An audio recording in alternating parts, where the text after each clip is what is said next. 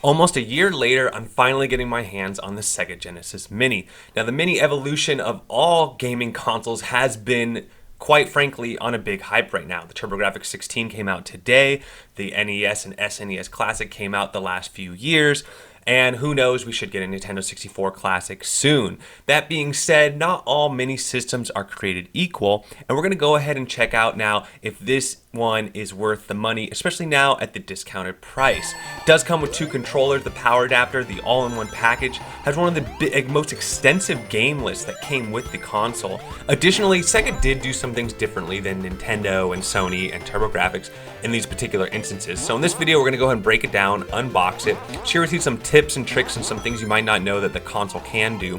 And then I'm going to compare it to the Raspberry Pi and just standard emulation. You know, is it worth getting a mini system when you can easily install an emulator on a computer or another single board Android device? This one is not particularly powerful like the PlayStation Classic was. So what are the pros and cons of this?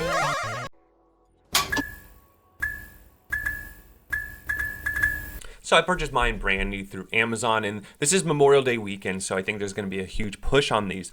Now, the SNES and NES Classic didn't get quite as discounted as the PlayStation Classic did. Here I am checking out the Sega Genesis Mini, and I forget whether it launched at $79 or $99.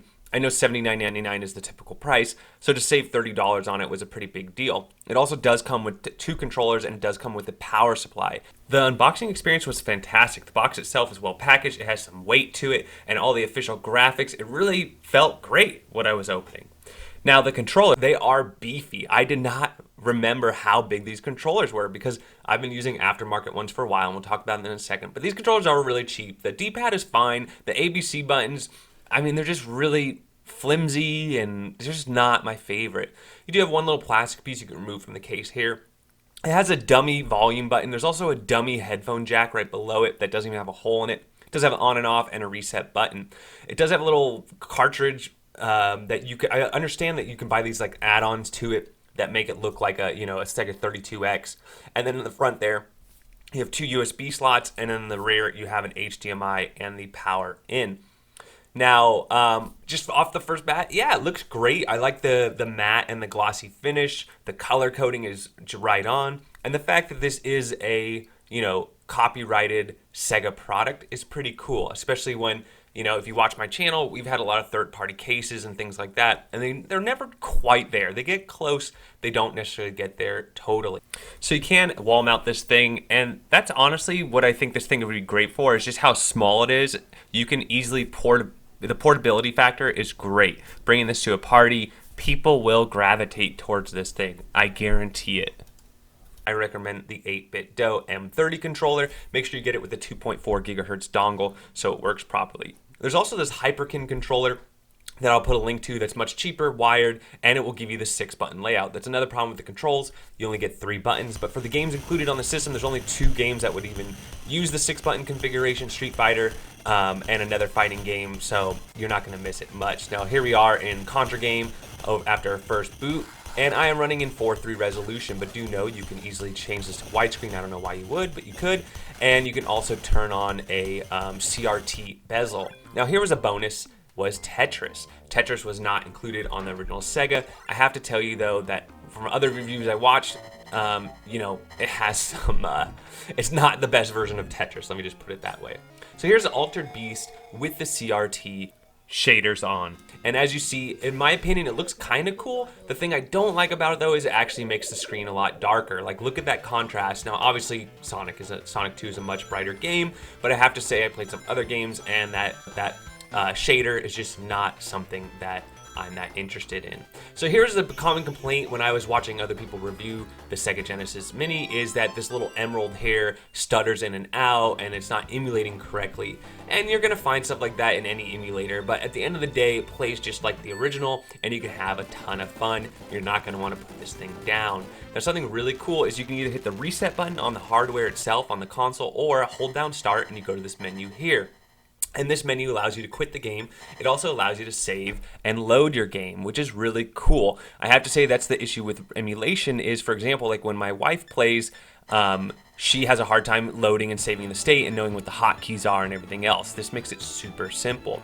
So here we are showing you how to unlock additional games. This is something that SNES and NES did not do. By changing your language, you're actually going to change the type of games that were offered to you. So you can go to the Japanese Mega Drive and see extra Japanese games that were not included on the North American releases. So by changing your language in the settings menu in the upper left on your main home screen, and I'm going to show you every single language here, you get a different catalog of games. Speaking of catalog of games, in the upper right hand corner, you can see I'm currently sorting this from A to Z. You can easily sort this from alphabetical, A to Z, when they were released. And then you have two views. I don't know if you've seen me do this already, but you can have the front of the box art view, or by pressing B, you can go ahead and check a spine view. A spine view gives you the spine side of these games. Now, I'm gonna go ahead and show you the Wikipedia, which gives you a longer list of games. So as you see here, you can see the games on the left, and then whether they were for the 3 different regions and what they were offered. But I have to say, really, they knocked it out of the park as far as the Sega games I wanted to see. So I will be hacking this thing in a future video and unlocking the entire Sega library, but for the time being, you can change your screen settings to widescreen or 4:3, or with that bezel on, you can also change the background. Here I have just a black background, but you can add like a little checkered background to fill in the black space. Some great games to continue the comic game, and Streets of Rage 2. So overall, this is by far a very, very simple and clean emulation experience. Now, obviously, you could buy a Raspberry Pi. It's going to cost you almost double by the time you include the controllers, but you're going to be able to play 10 times more games, 10 times more consoles. So I don't think it's necessarily a fair comparison. But if you like Sega and you want this really easy experience, saving games, loading games, easy on and off, there's scripts for all this stuff, it's a great little system.